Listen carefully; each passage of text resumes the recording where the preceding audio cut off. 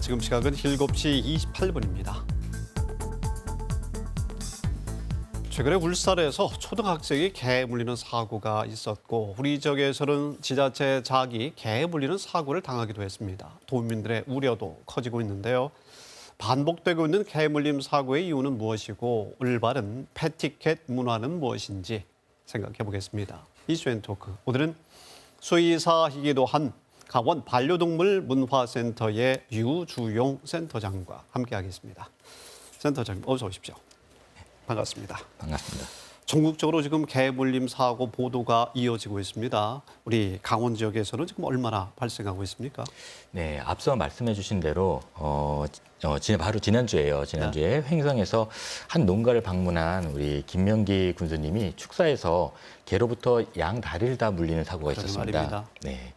또한 횡성인데요. 지난 5월 8일 어버이날을 맞이해서 부모님 댁을 방문한 가족이 그 7살 아이가 풍산개 5마리로부터 공격을 받는 사건도 있었습니다. 네. 같은 달 19일에는 양양으로 신혼여행 온 신혼부부가 반려견과 함께 산책 도중에 농가로부터 탈출한 보더커리로부터 공격을 받는 사건도 있었고요. 심지어 우리 춘천에서는 주택가에서 80세 노인이 사냥개로부터 공격을 당하는 사건이 있었습니다. 네. 이렇게 언론에 보도된 사건 외에도 동물병원에서 진료를 하다 보면은 개물림 사고로 분쟁이 되어 문의를 하거나 접종 여부를 확인하는 일이 종종 있습니다. 네. 그동안 여러 대책도 마련되고 또 제도화되지 않았습니까? 네. 그럼에도 불구하고 이런 사고가 이어지고 있는데 왜 그렇습니까? 네, 아무래도 반려동물의 증가를 반영하듯 물림 사고가 빈번해졌는데요. 2017년 한 연예인이 키우는 반려견이 네네. 이웃 주민을 물어서 사망에 이르는 사건이 알려지면서 국민적 공분을 사게 됐습니다. 그러게 말입니다. 네. 그래서 2018년도 동물보호법을 개정해서 개물림 사고에 대한 법적 규제가 마련되었습니다. 그러나 규제에도 불구하고 개물림 사고는 여전히 이어지고 있어 네. 규제에 대한 실효성에 지적이 되고 있습니다. 문제점은 이 규제 대상이 도사견과 핏불 테리어 등 5종에만 국한되어 있어 실제 발생되는 물림 사고는 이외의 품종에서 빈번히 일어나는 데 있습니다. 이를 개선하고자 정부는 기질평가제를 도입할 예정이라고 하는데요. 이 또한 잠재적 가해견으로 낙인 찍혀 오히려 혐오의 대상으로 비춰질 뿐 현장에서 매일 반려견을 접하는 저로서는 물림 사고는 여전히 이어질 것으로 보여집니다. 네. 그렇다면 지금 현실을 우리가 보고요. 앞으로 어떤 대책을 우리가 보완해 나가야 한다고 보십니까? 네, 실제 개물림 사고 유형을 나누어 보면은 크게 보호자의 관리 소홀과 반려견에 대한 인식 부족이 문제가 되고 있는데요. 대다수 사육 방식이 가정이나 한정된 공간에서 생활하다 보니 탈출하거나 밖에 나오게 되면 흥분 상태에서 개물림 사고가 발생하게 됩니다. 네. 보호자는 반려견이 탈출하지 못하도록 덧문을 설치하거나 충분히 안전시설을 갖춰야 하고 외부 환경에 흥분하지 않도록 주기적인 산책 활동을 시켜줘야 합니다. 네.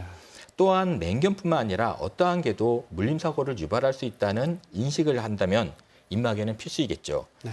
그리고 언제든지 안전하게 반려견을 컨트롤할 수 있도록 목줄을 해야 하며 목줄을 하고 있어도 제대로 컨트롤하지 못해서 도로로 뛰어들거나 엘리베이터 안에서 사고가 일어나고 있어 목줄 훈련이 필요합니다. 네. 이렇게 패티켓을 잘 지키는 만큼 반려견들이 안전하게 뛰어놀 수 있는 공간 또한 우리 사회가 마련해 주는 것이 하나의 방법일 수 있습니다. 예전보다는 그래도 이 반려견 견주들의 관리 문제는 문화적으로도 많이 지금 달라지고 있는 상황으로 보여지고요. 그럼에도 불구하고 반려견에 대한 인식이 부족해서 사고를 유발하는 경우도 없지가 않다고요. 네, 반려견이 저희들 인식 부족으로 반려견에 대해서 우리가 이쁜 어린아이를 안고 있다고 함부로 다가가지 않잖아요. 네, 그런 것과 마찬가지로 이쁜 반려견이 있다고 우리가 함부로 다가가게 되면은 반려견 입장에서는 어떤 위협을 느껴서 물게 될 수 있습니다. 그래서 우리가 반려견에 대한 우리가 인식이 좀 더 올바른 인식이 필요한데요.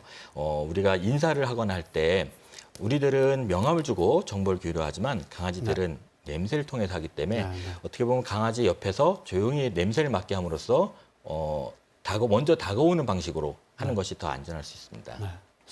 자, 사고가 발생했을 때 사람이 우선이다 이렇게 이야기하는 분들이 많습니다. 네. 그걸 또 이해를 하기도 하고요. 전문가 입장에서는 어떻게 생각을 하십니까? 제가 수의사인 네. 부분도 있지만 사람도 누구나 동등한 네. 생명권이 있듯이 우리 동물들도 단 하나의 동등한 생명권을 가지고 있습니다. 우리 사람도 그 누구도 어떠한 위해를 부당한 침해를 당해서는 안 되는 것 같이 우리 반려견들도 똑같이 부당한 침해를 당해서는 안 되거든요. 그런데 간혹 이런 물림사고가 일어나는 걸 보다 보면은 주변 사람들의 어떤 잘못에 의해서 물림사고가 발생한 경우도 있어요. 네, 이런 경우 개를 도리어 피해견을 가해견으로 보고 가해자를 피해자로 보는 네, 그래서 무조건적인 안락사를 주장하는 부분에서 정말 안타까움을 느끼고 있어 조금 더 어떤 이런 사고 발생 시 우리가 실체적 어떤 그 현상들, 사고 현상을 분석해 봄으로써 좀 더 보완할 수 있고 정말 대안이 없을 때 그때 이제 안락사를 선택할 수 있는 어떤 그런 제도적 장치가 필요하겠지요. 네, 알겠습니다. 그런데 목줄도 없고 입마개를 하지 않은 그런 반려견과 맹견을 맞닥뜨리게 된다면 참 뭐 성인들도 참 두려운 상황이 되지 않겠습니까? 이런 경우에 어떻게 대처를 해야겠습니까? 네, 최근 그 8살 초등학생이 목을 물린 사고가 그대로 영상이 보도되면서 이 대처법에 대해서 많은 관심이 높아졌는데요. 그래서 최근 언론에서도 이 대처법을 소개하고 있어서 한번 공통적으로 소개되는 부분들을 찾아봤어요. 보다 보니까 이제 등을 보이지 말라는 충고가 많았고, 또는 이제 물건으로 바닥을 칠한 충고가 있는데 현실적으로 흥분해서 공격적으로 달려오는 상태의 강아지를 그런 식으로 대처한다면은 더욱 흥분시키거나 아니면 무방비 상태로 공격을 당할 수 있습니다. 좀 더 현실적인 대처법을 제시해 본다면은 이미 목표를 정하고 달려드는 개로부터 사람이 뛰어서 피한다는 건 불가능하고 도리어 목을 다친다거나 치명적인 상태를 입을 수 있기 때문에 우리가 이제 맹견을 훈련하시는 우리 훈련사분들의 모습을 보면은 팔에 보호장구를 하고 도리어 팔을 들이대고 물리는 모습을 볼 수 있습니다. 최근에 우리 훈련사 강현욱 씨도 이 팔을 물리는 사고가 그대로 방송에 노출되었는데요. 그 영상을 보면은 강현욱 씨가 의도적으로 팔을 앞으로 들이대는 모습을 볼 수 있습니다. 자, 이러한 전문 훈련가분들의 모습은 이 사냥개들, 이 개들의 어떤 사냥 본능을 통해서 우리가 활용한 것인데요. 특별히 오늘 이 방송 시청하신 우리 도민들 분들에게 어떤 저만의 실질적인 어떤 대처법을 한번 소개해 드린다면은 짧게 부탁합니다. 저는 이제 이렇게 손수건을 타월형 손수건을 이제 땀이 많은 가지고 다니는데요.